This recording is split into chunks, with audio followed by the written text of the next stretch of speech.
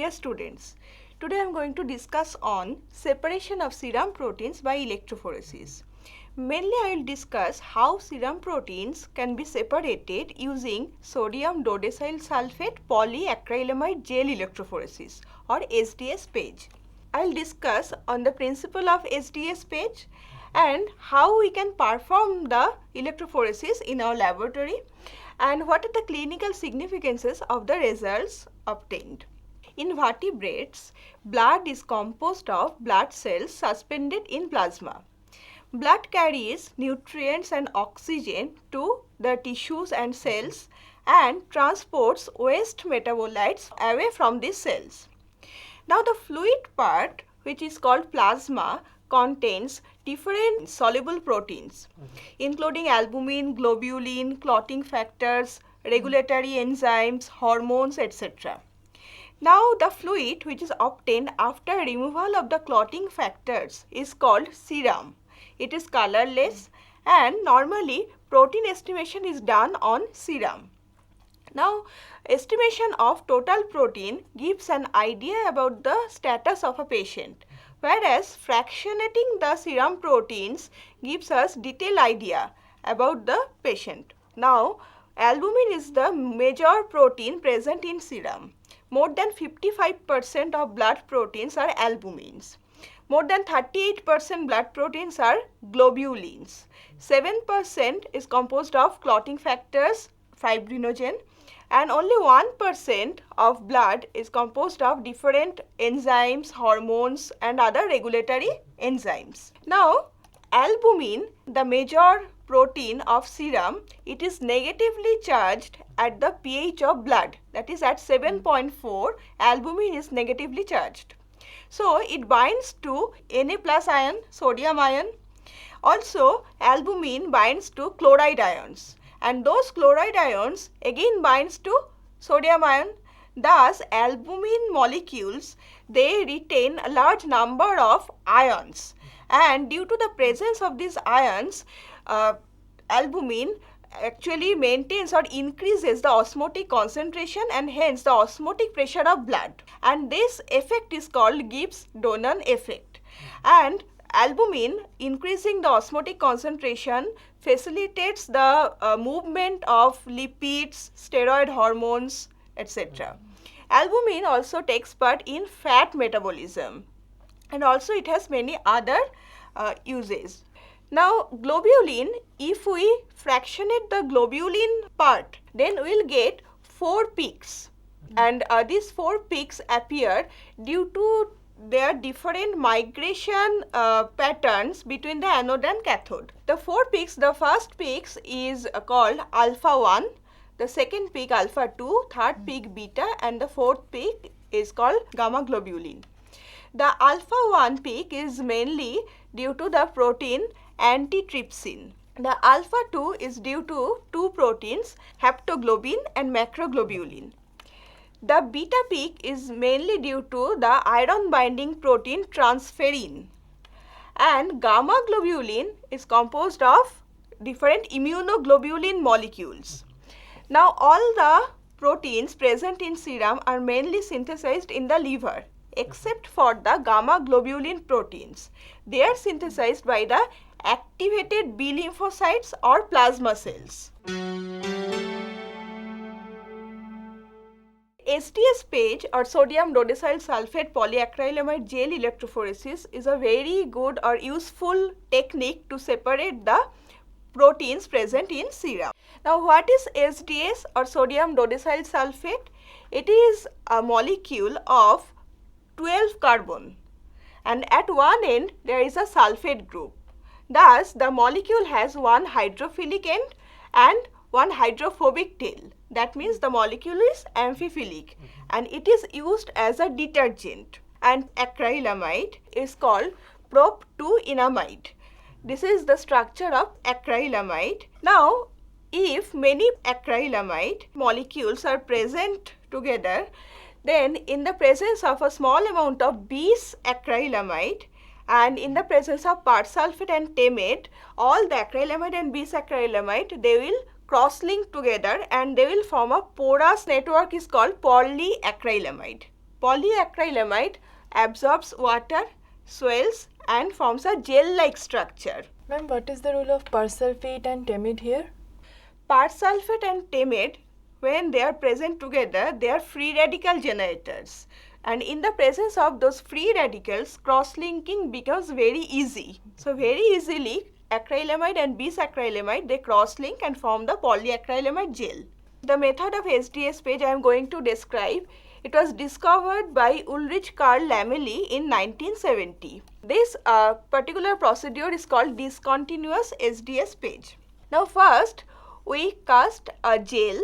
It is called separating gel or running gel, where acrylamide bis-acrylamide concentration is roughly 10% or 12% or 15%, and the pH of the gel is 8.8. We cast the gel vertically, and this end, the lower part is immersed in a buffer called electrode buffer, and this part is connected to the electrode anode, that is to the positive end. Now over the separating gel or running gel, we cast the stacking gel, and acrylamide bis-acrylamide concentration is only 5% here. So you can imagine with 12% acrylamide bis-acrylamide concentration, the pores present in the running gel are very small compared to the size of the pores present in the stacking gel, since only 5% acrylamide bis-acrylamide is present in this gel, and we create wells here and we load our samples in the wells. Now the upper part of the stacking gel is again connected with a chamber where we put the electrophoretic buffer, and this end is connected to the negative electrode or to the cathode. So pH of the electrophoretic buffer present at the top and at the bottom has a pH of 8.3, whereas the pH of the stacking gel is 6.8 and pH of the separating gel is 8.8. I want to tell you about the structure of a protein molecule. There are 4 hierarchical levels of protein structure: primary, secondary, tertiary and quaternary. The primary structure of protein refers to the local organization, linear combination of different amino acids. Now secondary structure of a protein refers to the local organization of parts of the protein molecule. Two very important local secondary structures are alpha helix and beta sheet. And the tertiary structure refers to the three-dimensional structure of a protein molecule. And the 3D structure of a protein molecule is mainly produced by different non-covalent interactions between different amino acid residues, like van der Waals force, hydrophobic interaction, hydrophilic interaction, also disulfide linkages. And quaternary structure, if a protein is multimeric, that means more than one subunit is present in a protein, then all the subunits combine together to form a quaternary structure. And quaternary structure is also stabilized by a number of different non-covalent interactions and also by disulfide linkages. If a protein is in its tertiary or quaternary structure, that means if it is in a globular shape, then it will not cross through the pores present in the polyacrylamide gel. So we have to denature the protein before applying to the gel for electrophoresis. To prepare the protein sample, we have to mix some denaturing agents, like we add EDTA, SDS, beta markup to ethanol. Beta markup to ethanol is a reducing agent, and in presence of this agent, all the disulfide linkages present in a protein molecule, they are reduced. Thus, the three-dimensional structure is lost. Also, SDS binds to the protein and it breaks all the non-covalent interactions, and additionally SDS, since it is negatively charged, it gives a protein molecule an overall negative charge. So all the proteins after treatment with sample buffer become negatively charged. Also in the sample buffer we add bromophenol blue dye, because proteins are colorless. Now when the proteins are moving through the gel, looking at the color of the bromophenol blue, we can see that yes, our protein is moving. Okay, the proteins are bigger or larger compared to the bromophenol blue molecule. So bromophenol blue will migrate faster compared to the protein molecule. Now we have to mix sample buffer and protein, then we have to boil it for 10 minutes. After boiling, we will chill it very quickly. Okay, I have a two-part question. The first part is, what exactly is the role of glycerol in the preparation of the protein sample? Glycerol, since it is a very viscous liquid, presence of glycerol makes the sample means sample buffer and protein, viscous and heavy, so that when we add it into the well, it remains in the well. And my second part is that why do we chill the protein sample very quickly right after boiling it? After boiling, if we keep the vial for some time, then there is a possibility then that the proteins may renature back to their native form. But if we chill them very quickly, then that possibility, we can cut that possibility. Okay, the proteins will remain in their denatured form. We want all the proteins to remain in their denatured form. Then only they are able to cross through the pores of the gel electrophoresis. Now, after preparation of the sample, we have to load them into wells, and in one well we will add a specific marker where different molecular weight proteins are present, because we have to compare the bands appearing in our sample with the standard molecular weight marker. Now, after loading, we have to connect the circuit. I told you that the upper part is cathode, the lower part is anode. So, through a power supply, we have to complete the circuit. Electricity will move through the circuit and proteins will move to the positive electrode or towards the anode. Here you can see the die front, and that means the proteins are far behind the die front. Now I will describe how the proteins are separated on the gel matrix. Now we know that the electrode buffer is present here and it has a pH of roughly 8.8, whereas the stacking gel has a pH of 6.8, and the sample present in the well, they have a pH around 7. Now the electrode buffer is composed of tris and glycine. Now at a pH of 7, glycine is almost neutral. It is an amino acid. That means at pH 7 or at neutral pH, it is present in its Zwitter ion form. So it has no net charge on it.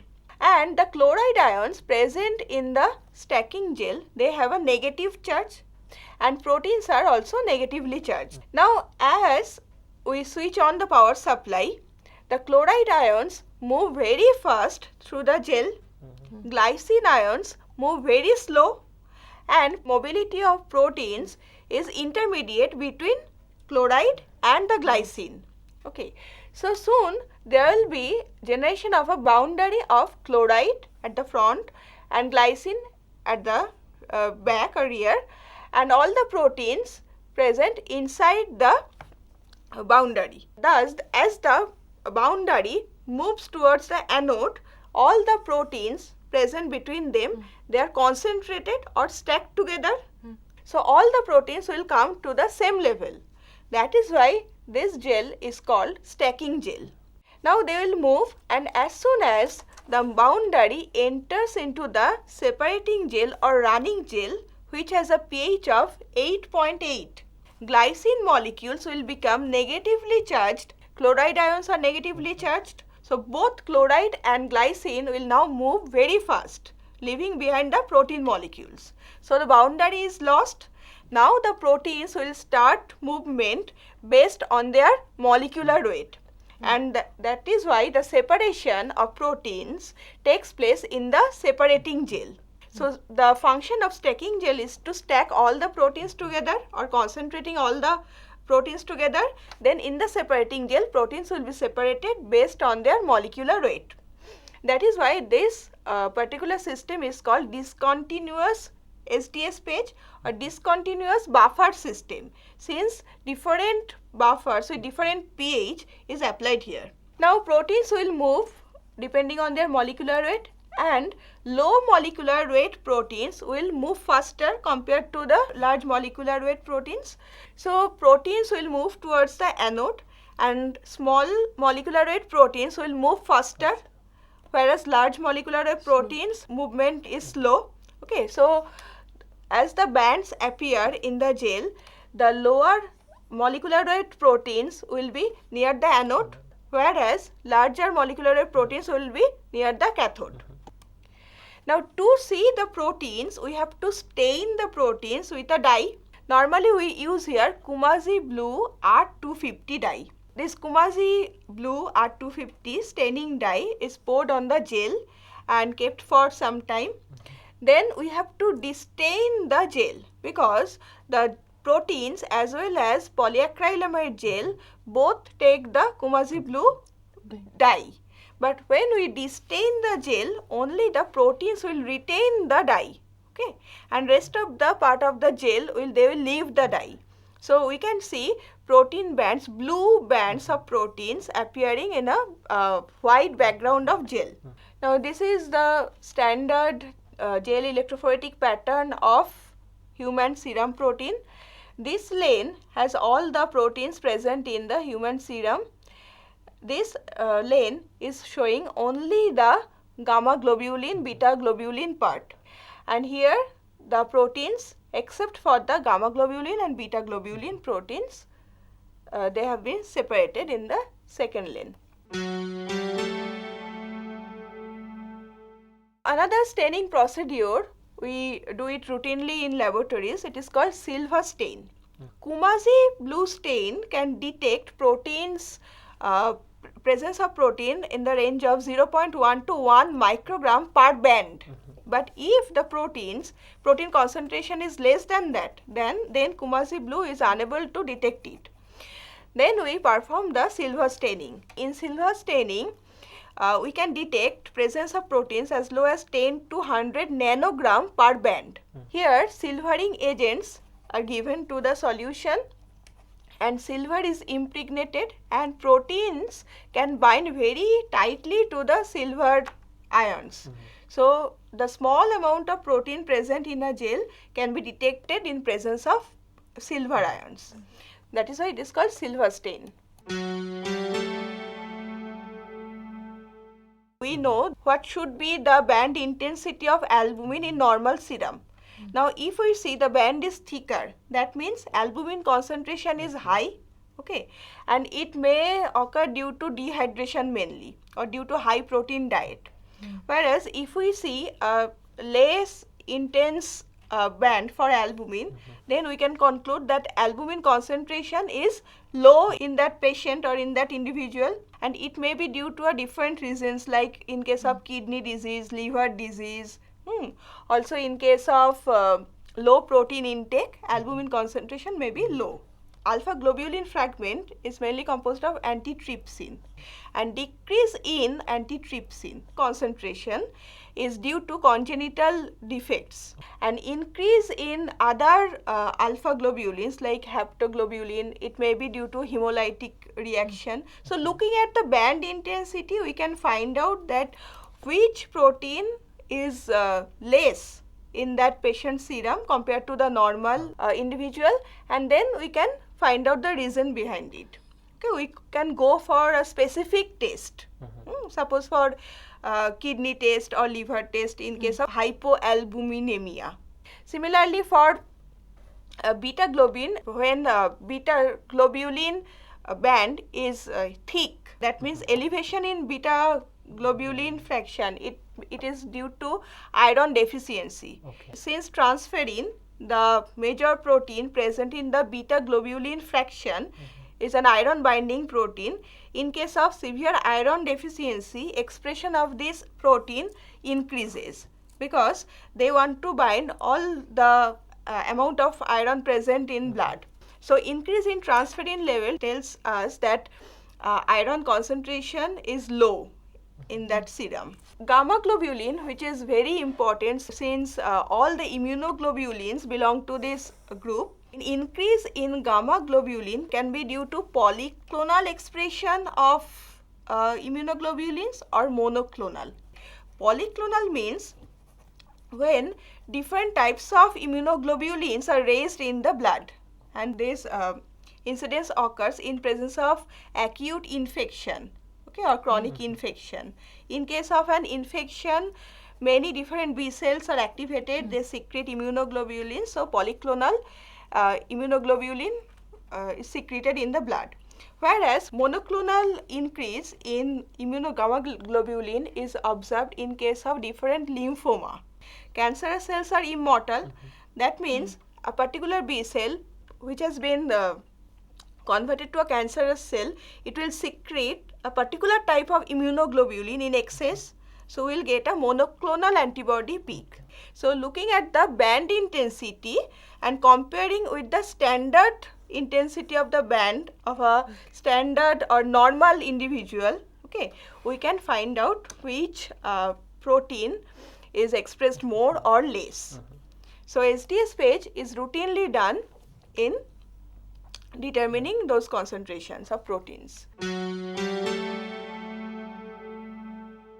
Today we discussed on SDS-PAGE, how we can perform SDS-PAGE in laboratory and what is the basic principle of SDS-PAGE.